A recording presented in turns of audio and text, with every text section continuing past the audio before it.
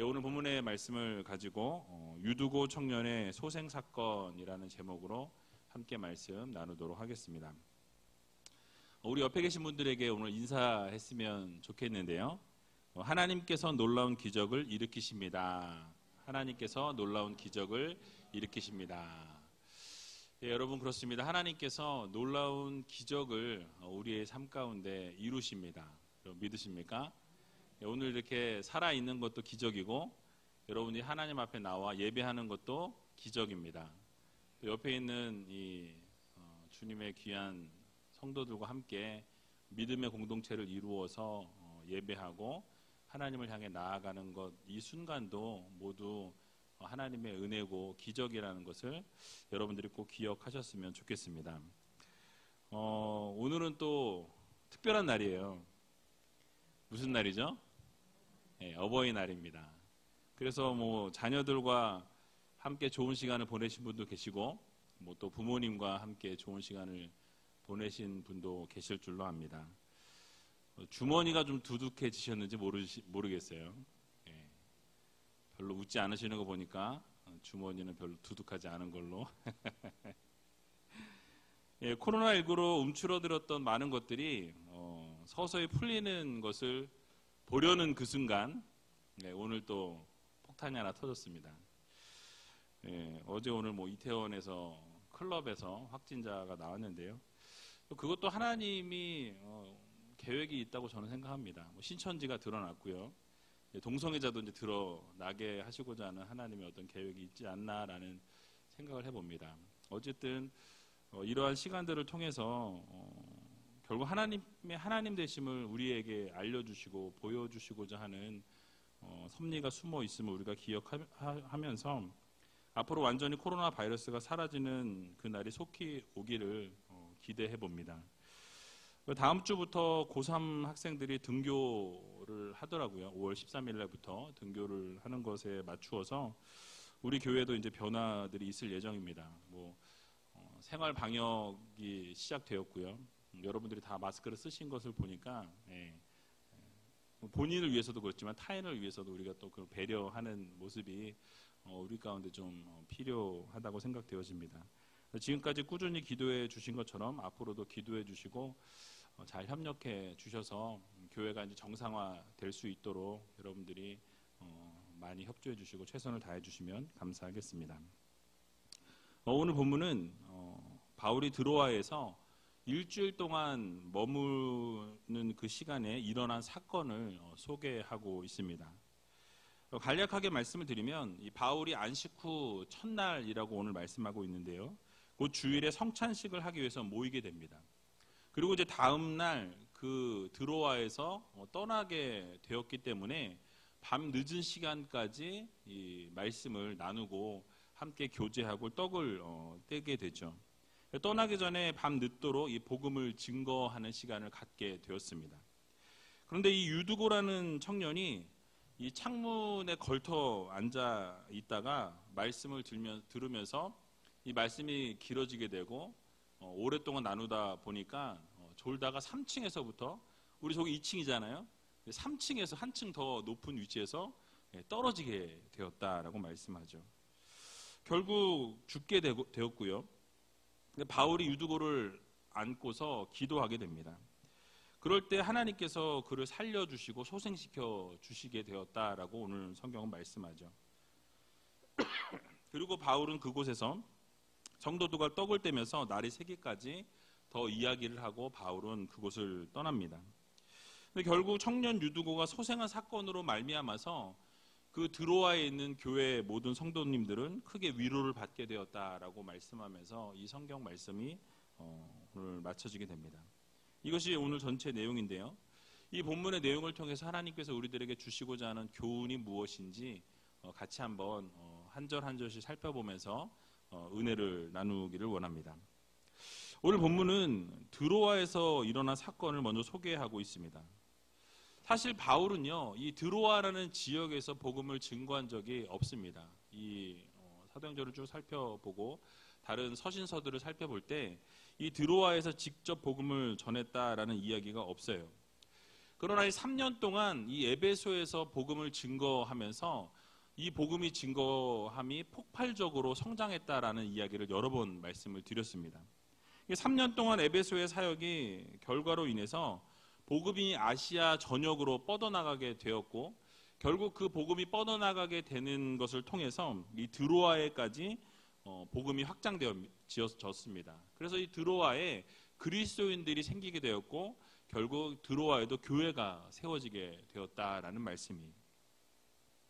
이에 바울은 드로아에 머무는 일주일 동안 그들에게 말씀을 강론했다, 복음을 증거했다라고 말씀하죠. 떠나기 전날인 이 주일에는 신자들과 함께 떡을 떼면서 밤이 늦도록 말씀을 전했습니다. 그래서 오늘 본문 7절에 보니까 이렇게 말씀을 시작합니다. 우리 같이 한번 7절 읽어보도록 하겠습니다. 안식 후 첫날에 우리가 떡을 떼려 하여 모였더니 바울이 이튿날 떠나고자 하여 저희에게 강론할세 말을 밤중까지 계속하매. 아멘. 자, 여기서 안식 후 첫날이라고 이렇게 기록하고 있는데요, 결국 오늘 우리가 지키고 있는 주일을 말씀하고 있습니다. 그런데 본절은 초대교회 성도들이 유대인들과는 다르게 바로 이 안식일이 아닌 주일의 예배를 드리기 위해서 그들이 모였다라는 것을 분명하게 언급하고 있습니다. 그러니까 이것이 이 최초의 구절입니다. 그래서 안식일이 아닌 주일에 모이게 되었던 이 최초의 성경 구절이 바로 이 오늘 본문이에요. 신약교회에 있어서는 참으로 이 중요한 기록이 아닐 수 없습니다. 그러니까 여러분이 잘 아시는 것처럼 이 유대인들은 토요일이 안식일이었어요. 토요일 날 그들은 예배를 하나님 앞에 올려드렸다라는 것입니다. 그런데 안식 후 첫날, 그들이 예배드리는 그 날이 아닌 그 이후의 그 첫날, 주일날 모였다라는 것은 상당한 의미가 부여가 되어진다라는 것이죠. 당시 유대인들이 주축을 이루고 있었던 이 초대교회에서 어떤 특별한 명령이 없었음에도 불구하고 자연스럽게 이 안식일을 지킨 것이 아니라 안식 후 첫날인 주일을 그들이 지켰다라는 사실이에요. 그래서 그 다음 날인 주일을 거룩하게 구별해서 예배의 날로 삼았다라는 말씀입니다. 여러분, 이유가 무엇입니까? 이들이 안식 후 첫날 바로 이 주일날 예배를 드리게 되었던 것은 바로 예수 그리스도께서 부활하신 날이었기 때문이다라는 것이죠. 그러니까 예수 그리스도의 이 부활이 없으면 교회가 없기 때문에 그 부활에 초점을 맞추어서 이 초대교회 성도들이 주님께서 부활하신 날을 기념하기 위해 주일에 모였다라는 사실이죠. 그런데 그들이 모인 이유가 무엇이라고 오늘 말씀합니까? 떡을 떼기 위하였다라고 말씀하죠. 자, 여기서 떡을 뗀다라는 것은 그리스도께서 제정하신 이 성만찬을 의미합니다. 주님께서 자신을 기억하여 기념하라라고 말씀하시면서 이 성만찬을 제정해 주시는 것을 우리는 성경을 통해 보게 되죠. 이 성만찬은 그리스도의 십자가 사건을 기념하기 위해서 주님께서도 자신을 기념하기 위해서 이 거룩하게 지키라라고 말씀하시면서 제정하신 예식입니다. 그러므로 주님께서 부활하신 이 날에 성도들이 기쁨으로 모여서 이 십자가를 기념하고 떡을 떼기 위해서 모였다라는 것은 아주 놀라운 일이다라는 사실이에요. 초대교회 이 성도들에게 상당한 의미가 있고 전환점이 주어지는 그런 순간이다라고 생각할 수 있습니다. 자, 그런데 안타까운 것은 오늘날 예배에서 이런 핵심적인 의미가 점점 사라지고 있지는 않은가라는 것을 우리가 생각해 볼 필요가 있습니다. 그러니까 주일의 의미를 분명하게 알지 못하고 그저 휴일이다라는 것, 세상 사람들의 어떤 그 세속적인 관점이 교회 안으로도 흘러 들어오게 되는 것을 우리는 보게 된다라는 것이죠. 휴일이기 때문에 모이는 정도로 알고 있는 사람들이 있는 것을 보게 됩니다. 또 성찬식은 어떻습니까? 오늘날 성찬식을 생각해 보면 특정한 날에 특별한 시간에만 이 성찬을 베풀게 됩니다. 특별 행사 정도로 여겨지는 것이 사실이다라는 말씀이죠. 그렇기 때문에 주일 예배에서는 진정한 이 십자가의 의미나 어떤 부활의 기쁨보다는 이 인간적인 교제나 축복이 예배의 더 중심에 큰 비중을 차지할 때가 많이 있는 것을 보게 됩니다. 그런데 우리가 잊지 말아야 될 것이 무엇이냐? 바로 예수 그리스도의 이 십자가 사건, 또 예수 그리스도께서 부활하셨다라는 이 부활 사건은 이 기독교에 있어서 상당한 최고의 의미를 부여할 수 있다라는 것을 우리는 기억해야 할 것입니다. 이 세상 어떤 종교에서도 찾아볼 수 없는 이 복음, 바로 이 최고의 사건이 바로 십자가와 예수 그리스도의 부활 사건이다라는 사실이에요.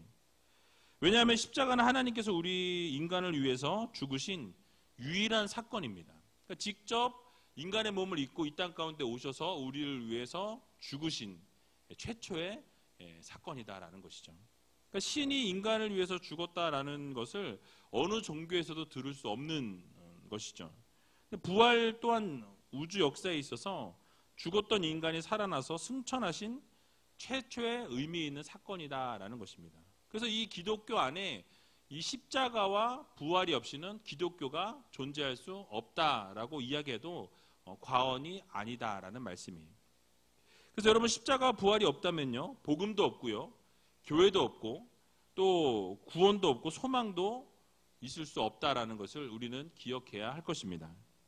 그러므로 우리 모든 성도님들은 예배로 모일 때 이 부활의 기쁨, 그리고 이 주님께서 승천하신 이 부활의 기쁨과 이 십자가의 놀라우신 사랑과 신비를 깊이 묵상하는 성도들이 되어야 할 것입니다. 그래서 오늘 이 예배 시간 가운데서도 우리가 그 십자가 사건을 다시 한번 마음 깊이 새기고 또 예수님께서 부활하신 그 승천하신 그 놀라우신 그 기적과 은혜를 기억하고 체험하는 그 삶으로 증거하는 귀한 우이제일교회 모든 성도님들이 되시길 주님의 이름으로 간절히 부탁을 드립니다. 그리고 7절 하반절을 보게 되니까요, 이 바울이 이튿날 떠나고자 하여 저희에게 강론할세 말을 밤중까지 계속하매라고 이렇게 말씀하죠. 그러니까 바울이 이제 다음 날 이 떠날 예정에 있었습니다. 이제 다음 날 떠나야 하는데 마지막 밤인 거예요. 그래서 이 드로아에 있는 교회 성도들에게 어떻게 하면 자기가 알고 있는 복음, 예수 그리스도에 대한 이 복음을 증거할 수 있나, 어떻게 하면 더 많은 것들을 좀 알려줄 수 있을까, 어떤 그런 마음이 있다라는 것이죠. 그래서 이 말씀을 증거할 때 밤중까지 계속했다라고 이렇게 말씀하죠. 근데 재미있는 것은요, 그들이 언제부터 모였다라는 말씀이 없어요. 밤중까지 계속 이 말씀이 증거됐는데 그들이 아침부터 모였는지, 낮부터 모였는지, 저녁부터 모였는지 언급하지 않고 있는 것을 보게 됩니다. 그런데 밤중까지 어쨌든 말씀이 계속 증거되었다라고 이야기하는 것을 볼 때 매우 오랫동안 이 말씀이 증거되는 것이 지속되었다라는 것을 우리들에게 알려주고 있습니다. 자, 여러분, 만약에 제가 여러분들 지금 9시 37분인데요. 지금부터 설교 지금 계속하면서 10시를 넘겨서 11시를 넘어가고 12시를 넘기면서 설교를 한다. 그럼 여러분 어떻게 하시겠습니까? 대놓고 어디 한번 해봐라. 눈을 감든지 나가시든지 막 2시간, 3시간을 막 설교하면 어떻게 하실 거예요? 되실 건가요? 예, 감사합니다. 근데 많은 분들이 몇 명이나 남아있을지 모르겠어요. 그런데 이 바울도 계속된 이 말씀 증거를 몇 시부터 했는지는 알 수 없어요. 근데 지속적으로 계속 오랫동안 설교를, 말씀을 증거했다라고 말씀하죠. 그래서 여러분, 우리나라도 여러분 잘 아시는 것처럼 초기에 말씀 사경회라는 것이 있었습니다. 모이면 뭐 식사도 하지 않고 막 늦게까지 막 5시간, 6시간 막 예배하는 그런 때가 있었어요. 예전에 중국 선교사님을 제가 만나서 이야기를 좀 나눈 적이 있는데 중국의 지하교회나 이렇게 예배를 할 수 없는 상황에 있는 분들이 예배를 한번 시작하면은 찬송가가 어떤 찬송가는 100절까지 있대요. 100절까지 있는데 1절부터 100절이 딱 끝나고 끝날 줄 알았는데 또 1절부터 또 하더래요. 그거를 보고 깜짝 놀랐답니다. 200절을 한 거잖아요. 한 번 더 부르더래요. 그래가지고 야, 정말 이 열기가 정말 뜨겁구나. 그 말씀을 막 얼마를 전하냐고 물어보니까 2시간이든 3시간이든 막 성령이 인도하신 대로 하시라고. 그래서 깜짝 놀랐다는 얘기를 제가 들은 적이 있어요. 우이제일교회 우리 성도님들도 그런 멋진 성도님들이 다 되시기 바랍니다. 별로 관심이 없으시군요. 여러분, 사도 바울의 마음을 우리가 좀 생각해 보았으면 좋겠습니다. 사도 바울이 헤어지기 직전이었어요. 오늘 이 밤이 지나고 나면 이제 드로아 성도들하고는 다시 만날 수 없을지도 모르는, 다시 그들과 이렇게 접촉할 일이 없을지도 모르는 상황에 있었습니다. 바울은 할 수 있는 대로 많은 것들을 전해주고 싶은 그런 마음이 바울의 마음속에 있었을 것이다라고 저는 생각합니다. 또 드로아의 성도들도 어떻습니까? 이제 저 바울이 설교하는 그 설교를 이제 언제 또 들을 수 있을지 모르는 상황이에요. 이것이 마지막일 수도 있다라는 생각이 아마 들었을 것으로 여겨집니다. 그래서 그들이 시간이 오래 지났지만 자리를 뜨지 않고 바울의 설교, 이 강론을 끝까지 열심히 최선을 다해서 들었다라는 것이죠. 그들의 열정과 이 말씀을 사모하는 그 마음이 여러분 그 자리에 있진 않지만, 현장에 있진 않지만 좀 느껴지십니까? 그 말씀의 강론을 듣기 위해서 끝까지 최선을 다하는 그 모습을 우리가 좀 상상의 날개를 펼쳐서 생각해 보기를 원합니다. 저는 우리 우이제일교 성도님들에게서도 이런 열정을 제가 느껴요. 주일날도 그렇고 이 금요 예배 때도 그렇고 꼼짝도 하지 않고 말씀을 들으려고 하시는, 그리고 주일 예배 때도 뭐 금요 예배 때도 다른 수요 예배 때도 어느 예배 때도 이렇게 막 몸이 앞으로 약간 이렇게 나오면서 열심히 들으려고 하는 그게 딱 있거든요. 또 노트를 하시는 분도 계시고 막 졸지 않기 위해서 막 졸린데 최선을 다하시는 분들도 계세요. 지금 존단 얘기하니까 놀라신 분이 계신데 참 감사하다는 생각을 많이 합니다. 정말 그런 열정과 사랑을 가지고 말씀을 듣고자 하는 그 자세, 그 마음이 느껴질 때가 참 많이 있거든요. 아마 바울도 이 드로아 교회 성도들을 보면서 그런 마음을 느끼지 않았을까 싶습니다. 그래서 마지막 밤이니까 어떻게든 더 좋은 말씀, 예수 그리스도를 더 증거해 주고자 하는 그런 마음이 이 바울 안에 있지 않았을까 싶습니다. 말씀을 그렇게 전하려고 했다라는 것이죠. 그런데 우리의 신앙생활 속에서도 이런 드로아 성도들의 모습과 같이 말씀에 대한 이 사모함, 또 말씀을 간절히 갈망하는 이런 갈망들이 우리 안에 늘 있어야 한다라는 것입니다. 잠깐 있고 없어지는 것이 아니라 늘 말씀을 사모하고 말씀을 사랑하는 그 마음이 여러분들의 그 삶 가운데 늘 함께 해야 한다라는 것이죠. 여러분, 지난 과거에 한국교회가 폭발적으로 성장했던 이유도 우리가 가만히 들여다보면 이 말씀을 사모했던 그 열정, 그 말씀을 향한 그 갈망이 있었기 때문이라고 저는 생각합니다. 예배를 사모하는 그 마음이 밑바탕에 깔려 있었기 때문에 이 교회가 성장하고 교회가 놀랍게 폭발적으로 회복이 되어질 수 있었다라고 저는 믿습니다. 그러므로 말씀을 듣는 일에 여러분 인색해서는 안 된다라는 거예요. 말씀을 듣는 일에 여러분 열정을 내셔야 합니다. 여러분 말씀을 듣는 것에 시간을 투자하셔야 한다라는 거예요. 요즘 인터넷이 잘 발달되어 있어서 여러 목사님들의 말씀을 들을 수가 있습니다. 될 수 있으면 현장 예배를 들으시는 걸 저는 추천해요. 물론 뭐 여러 말씀을 듣기 위해서 인터넷 들으시는 것도 좋지만 현장에서 하나님의 말씀을 열심히 듣는 것 필요합니다. 여러분 잘 생각해 보세요. 만난 맛집을 찾아가시잖아요. 그죠? 될 수 있으면 외식할 때 맛있는 집을 가셔서 먹기 위해서 먼 곳도 마다하지 않고 가는 분들이 많이 계시죠. 여러분 많은 것을 투자하잖아요. 그래서 뭐 가서 오래 기다리기도 하고 줄도 서고 돈도 내고 그러면서도 그걸 먹어보겠다고 막 줄을 막 서가지고 뭐 프로그램도 보니까 제주도에 뭐 돈가스 집이 유명하다면서 이렇게 계속 나오는 걸로 제가 본 적이 있는데 줄이 뭐 쫙 서고 나래비로 서가지고 반절도 안 됐는데 더 이상 뭐 물건이 준비 안 됐다 그러면서 다 돌아가라고 막 아쉬워하면서 돌아가는. 그러니까 그런 걸 보면서 그 맛집에 대한 열정, 맛집을 향한 그 마음. 근데 우리가 예배를 향한 마음과 하나님을 향한 그 열정이 그것만도 못해서는 안 된다라는 거예요.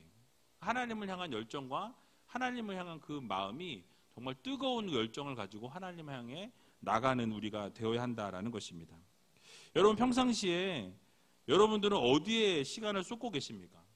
하나님의 말씀을 듣는 일에 한번 시간을 쏟아 보시기 바랍니다. 하나님을 예배하는 열정을 내어야 한다라는 거예요. 여러분, 하나님의 말씀에는 기적이 있습니다. 그 하나님의 말씀 안에는 생명이 있어요. 구원이 있습니다. 인생을 변화시키는 놀라운 역사가 일어나게 된다라는 거예요. 그러므로 말씀을 듣는 일에 여러분 인색하지 마시고 생명을 걸고 말씀에 집중하며 나갈 수 있는 여러분들이 다 되시기 바랍니다. 결국 날마다 말씀을 붙잡고 살아가게 될 때에 말씀을 통해서 놀라운 기적의 역사가 일어나게 된다는 사실을 여러분 모두 믿으시고 날마다 말씀에 집중하고 말씀을 향해 전진해 나가고 열정을 불태우며 살아갈 수 있는 저와 여러분들이 다 되시길 주님의 이름으로 간절히 축원합니다. 자, 이렇게 열정이 넘치는 드로아 성도들의 모임 가운데 뜻하지 않은 사건이 발생하게 되는 것을 보게 되죠. 어떤 사건이었습니까? 말씀을 듣던 유두고라는 청년이 어떻게 해요? 2층도 아닌 3층에서 떨어지게 됩니다. 졸다가 추락사를 한 거예요. 여러분, 유두고의 죽음은 한창 타오르는 이 불타는 열정, 이 드로아 교회의 열정을 한순간에 확 무너뜨리는 그런 사건이었다라고 생각할 수 있습니다. 드로아 교회에 큰 시련을 가져다 줄 수 있는 아주 심각한 사고가 일어난 거예요. 여러분, 그러면 그런 일 절대 없겠지만 우리 3층도 없으니까 3층에서 만약에 떨어져 누가 갑자기 죽었어요. 그럼 여러분 이 예배를 드릴 수 있겠습니까? 없어요. 심각합니다. 아주 문제가 크게 발생한다라는 것이죠. 그런데 바울이 성령의 능력으로 유두고 위에 엎드리면서 다시 기도할 때에 놀라운 기적의 역사가 일어나게 되었다라고 성경은 말씀합니다. 유두고를 다시 소생시켰다라는 것이죠. 그리고 드로아의 성도들이 결국 그 사건을 통해서 살아서 역사하신 하나님을 발견하게 됩니다. 하나님을 만나게 되었다라는 사실이에요. 그래서 여러분 결국 살아계신 하나님을 능력을 체험하는 계기가 되었습니다. 우리는 먼저 이 사건을 보면서 생각해 보아야 할 부분이 있습니다. 바로 이 유두고가 졸다가 떨어진 이 사건을 우리가 가만히 들여다보면 영적인 나태함을 우리가 좀 볼 수 있어요. 영적인 나태함이 있는 곳에는 어떻습니까? 결국 망하는 길로 가게 된다라는 거예요. 우리의 삶 가운데 영적인 나태함이 있게 되면 영적인 것을 갈망하지 못하고 영적인 것에 나태한 삶을 살아가다 보면 어떻게 됩니까? 결국 망하는 길로 갈 수밖에 없음을 우리들에게 교훈해 주고 있는 것입니다. 오늘 본문 9절을 보게 되니까 뭐라고 말씀하죠? 같이 한번 9절을 읽어보도록 하겠습니다. 유두고라 하는 청년이 창에 걸터 앉았다가 깊이 졸더니 바울이 강론하기를 더 오래 하매 졸음을 이기지 못하여 3층 누에서 떨어지거늘 일으켜 보니 죽었는지라. 아멘. 자, 우리는 유두고라는 이 청년에 대해서 구체적으로 알 수는 없습니다. 그런데 학자들이 이 유두고라는 이 이름이 당시 그 살아가는 그 당시에 하층민들이 쓰는 이름이 이 유두고라는 이름이 많았다 그래요. 그래서 흔히 발견되는 이름 중에 이 밑바닥에서 살아가는 사람들의 삶을 살아가는 사람들의 이름이 이 유두고라는 이름이 많았다고 합니다. 그래서 이 청년 역시 아마 그런 계층의 사람이 아니었을까라는 추측을 학자들이 주장한다라는 것이죠. 그렇다면 아마도 그는 낮에 고단한 노동을 했을 거라고 우리는 생각해 볼 수 있습니다. 노동을 한 이후에 집회에 참석했다고 여러분 생각해 보세요. 여러분 상당히 피곤한 몸일 것입니다. 아침부터 저녁 때까지 노동을 열심히 하고 나서 쉬어야 되는데 쉬지 못하고 또 말씀을 나름대로 사모하는 마음을 가지고 말씀을 듣겠다고 교회에 나와서 앉아 있었던 거예요. 그런데 여러분 앉아 있다 보니까 어떻습니까? 말씀이 좀 끝나야 되는데 말씀이 끝나지 않고 길어지는 거예요. 계속 길어지는 거예요. 밤중까지 계속되었다라고 말씀합니다. 유두고는 창문 그 틀 옆에 앉아 있었는데 걸터 앉아 있는 상태에서 깊은 잠에 빠지게 되었다라고 말씀하죠. 자신도 모르는 사이에 졸음에 빠져들게 되죠. 근데 그것을 이기지 못하고 졸게 되면서 어떻게 됩니까? 결국 떨어지게 되었다라는 거예요. 여러분, 여기서 유두고가 예배 중에 졸았다라는 것은 영적인 면으로 보면 영적인 나태함으로 우리가 해석해 볼 수 있습니다. 그리고 영적인 나태함은 결국 어디로 인도한다고 이야기합니까? 그 인생이 망하게 한다, 죽음으로 몰고 가게 한다라는 것을 우리들에게 교훈해 주고 있는 것입니다. 그러므로 사랑하는 의지일교 성도 여러분, 우리는 이 척박한 세상 속에서 말씀으로 무장하고 이 영적인 전쟁에서 우리가 결국 나태해지지 않기 위해서는 우리가 신앙생활을 게을리해서는 안 된다라는 사실이에요. 물론 이 금요예배에 나오신 분들은 믿음이 그래도 좋으신 분들이에요. 나름대로 열심히 세상으로 나가기 이전에 주님의 존전에 나와서 예배하겠다. 또 불금이지 않습니까? 그런데 세상을 바라보지 않고 교회에 나와서 예배한다라는 것은 정말 하나님 앞에 신앙생활을 아름답게 올려드리고자 하는 마음을 가진 분들입니다. 근데 말씀을 들을 때 사모하는 마음을 가지고 듣고 또 함께 기도할 때 온전한 이 열정과 마음과 열심을 가지고 기도해야 한다라는 것이죠. 근데 때로는 우리가 육신의 연약함으로 인해서 졸 수도 있고 잠들 수도 있습니다. 그런데 이런 모습이 만약에 매주 되고 매 순간 매 시간 예배 시간에 계속해서 이루어진다면 이 피곤하고 육신의 연약함 때문이 아니라 영적으로 나태하기 때문이다라고 밖에 해석할 길이 없다라는 것이에요. 그러니까 습관적으로 자는 거죠. 습관적으로 졸고 습관적으로 주무시는 거죠. 그래서 물론 제가 설교를 잘 못해서 여러분들을 졸게 할 수도 있지만 하나님의 말씀에 대한 사모함이 크다면 그 졸음을 우리가 이겨낼 수 있다라는 사실이에요. 그 피곤함도 우리가 뛰어넘을 수 있다라는 것을 우리가 기억해야 할 것입니다.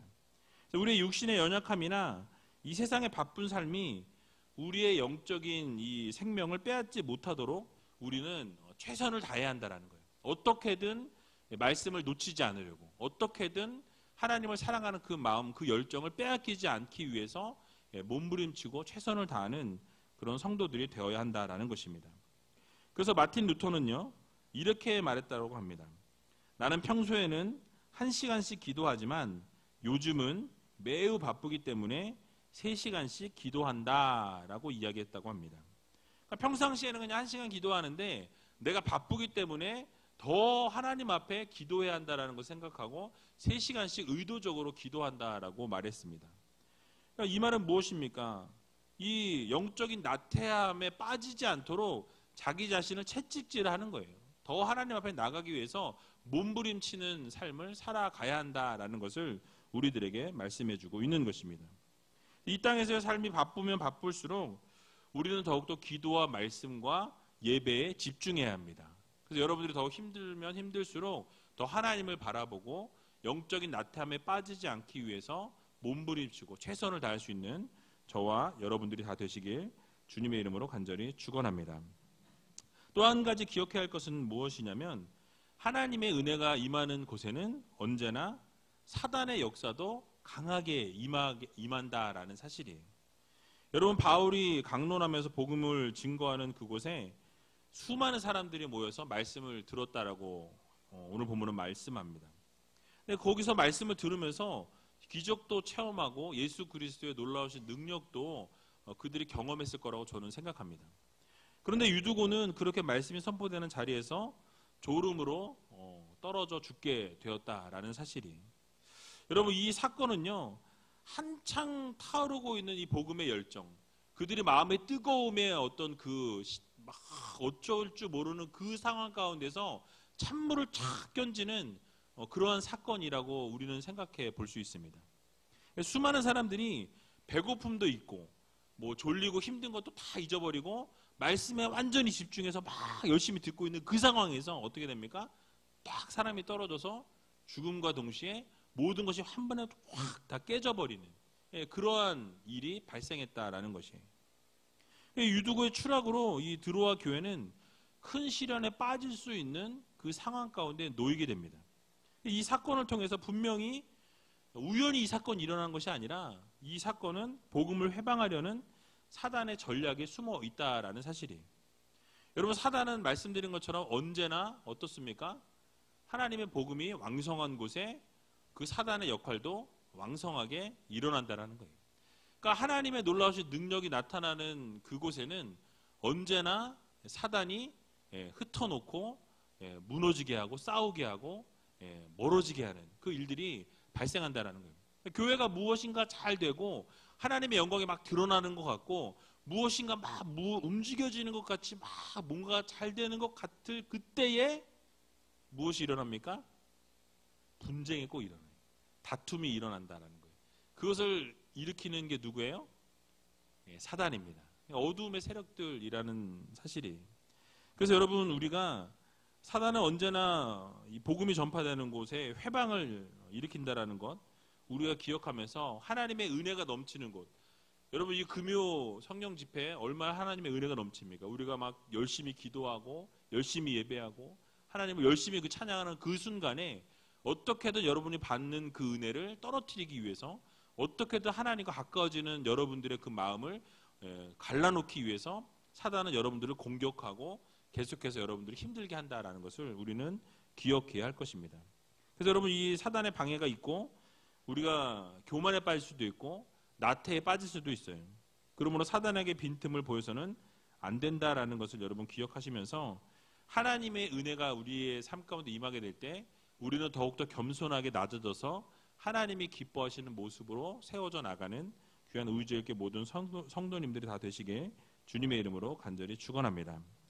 마지막으로 오늘 본문 10절에서 12절을 같이 한번 읽어보도록 하겠습니다. 바울이 내려가서 그 위에 엎드려 그 몸을 안고 말하되 떠들지 말라 생명이 저에게 있다 하고 올라가 떡을 떼어 먹고 오랫동안 곧 날이 새기까지 이야기하고 떠나니라. 사람들이 살아난 아이를 데리고 와서 위로를 적지 않게 받았더라. 아멘. 자, 유두고가 3층에서 이제 떨어졌습니다. 떨어지게 되니까 바울이 어떤 행동을 취했죠? 유두고 위에 엎드려서 그 몸을 안았다라고 이렇게 말씀하죠. 이렇게 몸을 안고 그 위에 엎드렸다라고 이야기하는 것은 그 영혼을 위해서 하나님 앞에 기도했다라는 말씀이에요. 그러면서 사람들에게 떠들지 말라라고 이야기하면서 저에게 생명이 있음을 선포하는 것을 보게 됩니다. 즉 바울이 기도함을 통해서 유두고를 살려낸 거예요. 성령의 강력한 역사로 하나님께 간절히 기도함으로 하나님께서 그 유두고의 영혼을 하나님이 회복시키시고 그 육체를 다시 회복시켜 주셔서 살려내셨다라는 놀라운 기적의 역사를 이루신 사건입니다. 여러분, 우리는 이 기적을 보면서 우리는 이 교회가 우리의 교회가 어떠한 교회가 되어야 할지를 생각해 볼 필요가 있습니다. 어쩌면 그 가운데 있던 사람들 중에 저 유두고는 늘 졸다가 떨어졌어. 잘 됐어. 이런 마음을 가진 사람이 혹시 있을지 모르겠어요. 또 그 태도를 정죄하면서 비판하면서 비난하면서 내가 언젠간 저럴 줄 알았어. 저렇게 맨날 창 옆에서 졸고 맨날 이러더니 결국 일어날 일이 일어난 거야. 뭐 이제 이런 비난이 목소리가 있었을지 모르겠습니다. 그러나 바울은요, 유두고를 얼른 살려내기 위해서 그의 죽음과 관련해서 떠드는 사람들 다 제지시킵니다. 조용히 하라고 이야기하면서 그게 생명이 붙어있다라고 선포하는 것을 보게 되죠. 이처럼 교회는요, 다른 사람의 잘못을 정죄하거나 비난하는 장소가 되어서는 안 된다라는 거예요. 교회는 사랑으로 덮어주고 될 수 있으면 상처를 싸매어주고 어두움의 부분들을 가려주고 같이 기도해주고 눈물 흘려주고 그 손을 붙잡아 줄 수 있는 교회가 되어야 한다는 것입니다. 근데 교회는 사랑으로 감싸 안아줄 뿐만 아니라 힘들고 어려운 상황 가운데 있을 때 쉼의 공간을 내어줄 수 있는 공간이 되어야 한다는 거예요. 징계보다는 치유와 회복을 주는 곳이 바로 교회여야 한다는 거예요. 교회는 누구나 와서 쉼을 얻고 회복을 얻고 치유를 받고 세상에서 줄 수 없는 참된 평안과 참 평강을 얻어가는 곳이 교회가 되어야 한다는 것을 여러분 모두 기억하시기 바랍니다. 그렇습니다. 교회는 이 상한 심령이 치유되고 회복되는 곳이 되어야 합니다. 죄로 죽은 자들이 말씀으로 회복되어지는 장이 바로 이 교회가 되어야 한다는 거예요. 여러분들이 한 주간 동안 힘들고 어려운 상황 가운데 놓여 있었는데 이 교회에 와서 하나님의 말씀을 듣고 회복되어지고 찬양하면서 위로받고 여러분들이 기도하면서 성령의 폭포수와 같이 임함을 통해서 성령의 위로하심과 회복의 영이 함께함으로 모든 것이 치유되어지고 회복되어지는 그 모든 그 사랑과 은혜를 누리는 곳이 바로 교회가 되어야 한다라는 것입니다. 이것이 바로 하나님께서 교회를 이 땅에 두신 목적이라는 거예요. 그래서 여러분들이 교회가 있는 곳엔 항상 위로가 있고 사랑이 있고 회복이 있을 수 있도록 여러분들이 최선을 다하고 노력을 해야 한다라는 것입니다. 우리가 한 사람 한 사람이 교회로서 세상 가운데서 또는 여러분들 가정에서 직장에서 사업장에서 어느 자리에 있든지 여러분들이 그 교회의 역할을 감당함으로 다른 사람들을 비방하거나 비판할 것이 아니라 그들을 정죄할 것이 아니라 그들을 위로하고 사랑으로 안아주고 덮어주는 그런 우리절교 성도님들이 다 되시기 바랍니다. 결국 함께 떡을 떼면서 날이 새기까지 이야기를 나누다가 결국 바울이 떠나게 되었다라고 말씀하죠.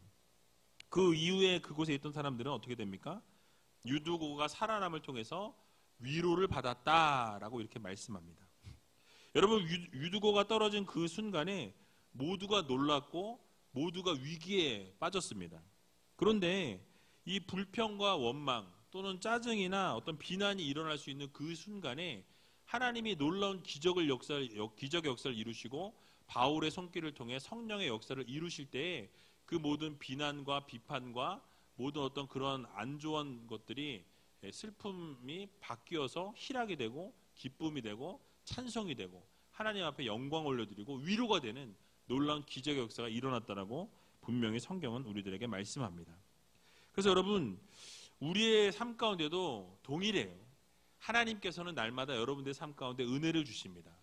여러분들이 좌절하고 쓰러지고 넘어져 있는 그 순간 가운데 그 상황 가운데 놓여 있을 때에 여러분들 그대로 두시는 것이 아니라 하나님께서 여러분들 다시 회복시키시고 다시 어루만져 주시고 치유하시고 놀라운 기적의 역사를 이루셔서 다시 여러분들을 나의 자녀로 나의 백성으로 늘 안아주신다라는 이 사실을 여러분 모두 믿으시고 가장 어렵고 힘든 상황 가운데 놓여 있을 그때에 하나님께서 일하신다라는 것, 또 하나님께서 기적을 베풀어 주신다라는 것, 여러분들의 영혼을 회복시키신다라는 것, 이 사실을 여러분 모두 믿으시고 오늘 이 밤에 하나님 앞에 기도함으로 여러분들의 영혼이 회복되어지고 또 힘들고 어려운 상황 가운데 이곳에 온 주님의 귀한 자녀들, 또 몸의 육신의 아픔, 또 마음의 어떤 힘든 부분을 가지고 나온 형제 자매가 있다면 하나님 앞에 기도함을 통해서 또 예배의 말씀을 통해서 위로받고 회복되어지는 귀한 우리지역의 모든 성도님들이 다 되시길 주님의 이름으로 간절히 축원드립니다.